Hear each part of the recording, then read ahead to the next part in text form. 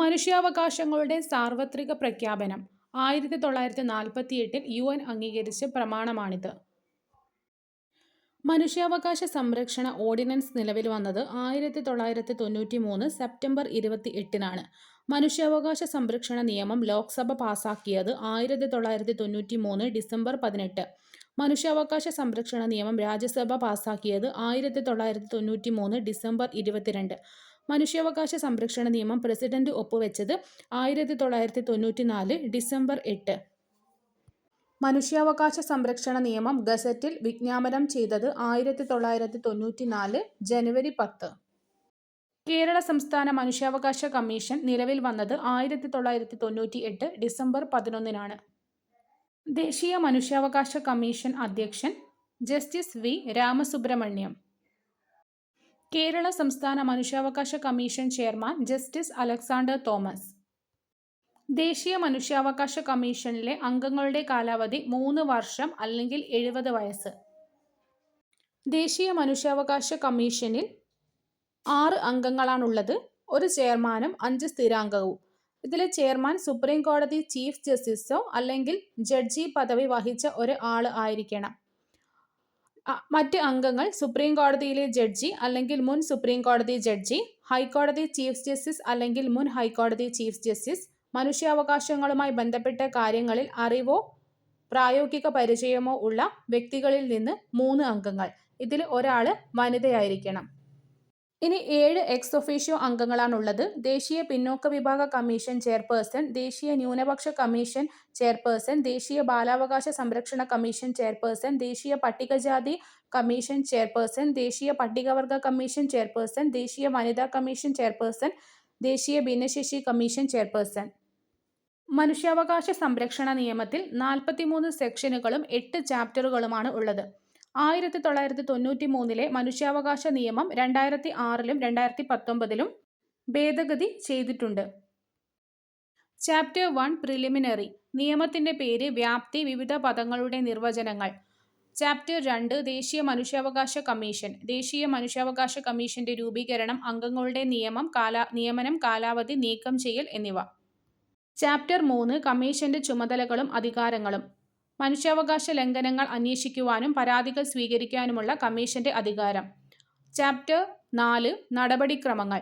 പരാതികളിന്മേലുള്ള അന്വേഷണം നടത്തുന്ന രീതി, അന്വേഷണ ഏജൻസികളുടെ സഹായം തേടൽ എന്നിവയെക്കുറിച്ച്. അധ്യായം 5 സംസ്ഥാന മനുഷ്യാവകാശ കമ്മീഷനുകൾ. ഓരോ സംസ്ഥാനത്തും കമ്മീഷനുകൾ രൂപീകരിക്കുന്നതിനെക്കുറിച്ചും അവയുടെ ഘടനയെക്കുറിച്ചും. ചാപ്റ്റർ 6 മനുഷ്യാവകാശ കോടതികൾ. അധ്യായം 7 സാമ്പത്തികവും അക്കൗണ്ടുകളുടെ ഓഡിറ്റും. അധ്യായം 8 വിവിധ വിഷയങ്ങൾ. കമ്മീഷൻ അംഗങ്ങളുടെ സംരക്ഷണം, നിയമങ്ങൾ നിർമ്മിക്കുവാനുള്ള അധികാരം, മറ്റ് അനുബന്ധ കാര്യങ്ങൾ എന്നിവയിൽ ഇത് ഉൾപ്പെടുന്നു. സെക്ഷൻ 1 നിയമത്തിന്റെ പേരും വ്യാപ്തിയും, ചുരുക്കപ്പേരും ആരംഭവും. സെക്ഷൻ 2 നിർവചനങ്ങൾ, മനുഷ്യാവകാശം, കമ്മീഷൻ തുടങ്ങിയവയുടെ വിശദീകരണം. സെക്ഷൻ 3 ദേശീയ മനുഷ്യാവകാശ കമ്മീഷന്റെ രൂപീകരണം. സെക്ഷൻ 4 ചെയർപേഴ്സണെയും മറ്റ് അംഗങ്ങളെയും നിയമിക്കുന്ന രീതി. രാഷ്ട്രപതിയാണ് നിയമിക്കുന്നത്. എന്നാൽ മനുഷ്യാവകാശ കമ്മീഷൻ തിരഞ്ഞെടുപ്പ് കമ്മിറ്റിയിലെ അംഗങ്ങൾ ശുപാർശ ചെയ്യുന്ന പേരാണ് രാഷ്ട്രപതി നിയമിക്കുന്നത്. ഈ കമ്മിറ്റിയിലുള്ളത് പ്രധാനമന്ത്രി, ലോക്സഭാ സ്പീക്കർ, കേന്ദ്ര ആഭ്യന്തരമന്ത്രി, ലോക്സഭാ പ്രതിപക്ഷ നേതാവ്, രാജ്യസഭാ പ്രതിപക്ഷ നേതാവ്, രാജ്യസഭാ ഉപാധ്യക്ഷൻ. സെക്ഷൻ 5 ചെയർപേഴ്സണെയും അംഗങ്ങളെയും രാജിയും നീക്കം ചെയ്യലും. രാജിയെക്കുറിച്ച് പറയുന്നത് പെരുമാറ്റ ദൂഷ്യം അല്ലെങ്കിൽ കഴിവില്ലായ്മ എന്നീ 2 കാരണങ്ങൾ കാരണമാണ് നീക്കം ചെയ്യാൻ സാധിക്കുന്നത്. രാഷ്ട്രപതിക്കാണ് നീക്കം ചെയ്യുവാനുള്ള അധികാരമുള്ളത്. ഇതിനായിട്ട് രാഷ്ട്രപതി സുപ്രീം കോടതിക്ക് റഫർ ചെയ്യുന്നു. സുപ്രീം കോടതി അന്വേഷണം നടത്തി രാഷ്ട്രപതിക്ക് റിപ്പോർട്ട് സമർപ്പിക്കുന്നു. സെക്ഷൻ 6 ചെയർപേഴ്സന്റെയും അംഗങ്ങളുടെയും കാലാവധി 3 വർഷം അല്ലെങ്കിൽ 70 വയസ്സ് എന്നതായിരുന്നു കാലാവധി.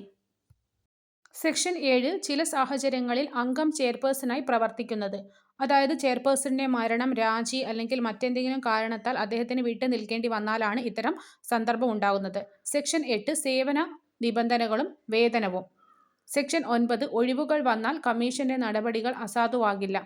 സെക്ഷൻ 10 നടപടിക്രമങ്ങൾ കമ്മീഷൻ തന്നെ നിശ്ചയിക്കുന്നു.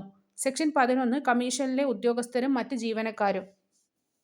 കേന്ദ്ര സർക്കാരിൻ്റെ സെക്രട്ടറി റാങ്കിലുള്ള ഒരു ഉദ്യോഗസ്ഥൻ കമ്മീഷന്റെ സെക്രട്ടറി ജനറലായിരിക്കും.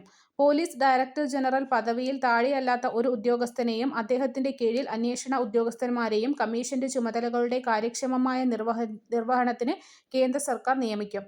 കേന്ദ്ര സർക്കാർ ഉണ്ടാക്കുന്ന ചട്ടങ്ങൾക്ക് വിധേയമായി കമ്മീഷന് ആവശ്യമെന്ന് കരുതാവുന്ന ഭരണപരവും സാങ്കേതികവും ശാസ്ത്രീയവുമായ സ്റ്റാഫുകളെ നിയമിക്കാവുന്നതാണ്.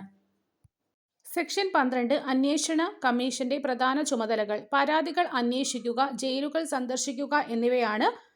ശിക്ഷ നടപ്പിലാക്കാനുള്ള അധികാരം കമ്മീഷന് ഇല്ല. സെക്ഷൻ 13 അന്വേഷണവുമായി ബന്ധപ്പെട്ട അധികാരങ്ങൾ. സെക്ഷൻ 14 അന്വേഷണം. സെക്ഷൻ 15 കമ്മീഷന് മുൻപാകെ നൽകുന്ന മൊഴികൾ. സെക്ഷൻ 16 താൽപ്പര്യമുള്ള വ്യക്തികൾക്ക് കേൾക്കുവാനുള്ള അവസരം നൽകൽ.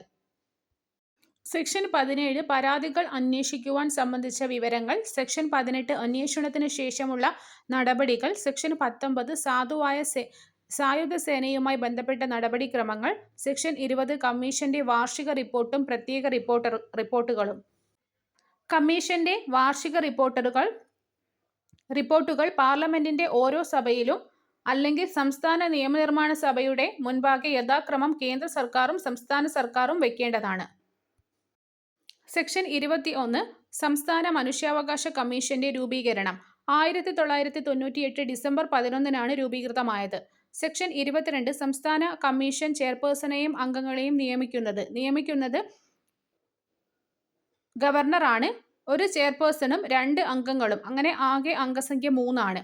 സെക്ഷൻ 23 ചെയർപേഴ്സന്റെയും അംഗങ്ങളുടെയും രാജിയും നീക്കം ചെയ്യലും. അംഗങ്ങളെ നിയമിക്കുന്നത് ഗവർണറാണ്, നീക്കം ചെയ്യുന്നത് രാഷ്ട്രപതിയാണ്. നിയമന കമ്മിറ്റിയിലെ അംഗങ്ങൾ ചെയർപേഴ്സൺ, മുഖ്യമന്ത്രി, നിയമസഭാ സ്പീക്കർ, സംസ്ഥാന ആഭ്യന്തരമന്ത്രി, നിയമസഭയിലെ പ്രതിപക്ഷ നേതാവ്. നീക്കം ചെയ്യുവാനുള്ള കാരണങ്ങൾ പെരുമാറ്റ ദൂഷ്യം അല്ലെങ്കിൽ കഴിവില്ലായ്മ. സെക്ഷൻ 24 സംസ്ഥാന കമ്മീഷൻ അംഗങ്ങളുടെ കാലാവധി 3 വർഷം അല്ലെങ്കിൽ 70 വയസ്സ്. ചില സാഹചര്യങ്ങളിൽ അംഗങ്ങളെ ചെയർപേഴ്സണായിട്ട് പ്രവർത്തിക്കുന്നുണ്ട്. അത് സെക്ഷൻ 25. സെക്ഷൻ 26 സേവന നിബന്ധനകളും വേതനവും. സെക്ഷൻ 27 സംസ്ഥാന കമ്മീഷനിലെ ഉദ്യോഗസ്ഥരും ജീവനക്കാരും. സെക്ഷൻ 28 സംസ്ഥാന കമ്മീഷന്റെ വാർഷിക റിപ്പോർട്ടും പ്രത്യേക റിപ്പോർട്ടുകളും. സെക്ഷൻ 29 ദേശീയ കമ്മീഷനെ സംബന്ധിച്ച ചില വ്യവസ്ഥകൾ സംസ്ഥാന കമ്മീഷനും ബാധകമാണ്. സെക്ഷൻ 30 മനുഷ്യാവകാശ കോടതികൾ സ്ഥാപിക്കൽ. സെക്ഷൻ 31 സ്പെഷ്യൽ പബ്ലിക് പ്രോസിക്യൂട്ടറെ നിയമിക്കുന്നത്. സെക്ഷൻ 32 കേന്ദ്ര സർക്കാർ നൽകുന്ന ഗ്രാന്റുകൾ. സെക്ഷൻ 33 സംസ്ഥാന സർക്കാർ നൽകുന്ന ഗ്രാന്റുകൾ. സെക്ഷൻ 34 ദേശീയ കമ്മീഷന്റെ അക്കൗണ്ടുകളും ഓഡിറ്റും. സെക്ഷൻ 35 സംസ്ഥാന കമ്മീഷന്റെ അക്കൗണ്ടുകളും ഓഡിറ്റും. സെക്ഷൻ 36 നിലവിലെ മറ്റ് കമ്മീഷനുകൾ പരിഗണിക്കുന്ന പരാതികൾ ഒഴിവാക്കുന്നത്. സെക്ഷൻ 37 പ്രത്യേക അന്വേഷണ സംഘങ്ങളെ രൂപീകരിക്കുന്നത്. സെക്ഷൻ 38 സന്മനസ്സോടെ ചെയ്യുന്ന പ്രവർത്തികൾക്കുള്ള സംരക്ഷണം. സെക്ഷൻ 39 കമ്മീഷൻ അംഗങ്ങളും ഉദ്യോഗസ്ഥരും പൊതുസേവകർ ആയിരിക്കും. സെക്ഷൻ 40 ചട്ടങ്ങൾ നിർമ്മിക്കുവാനുള്ള കേന്ദ്ര സർക്കാരിന്റെ അധികാരം.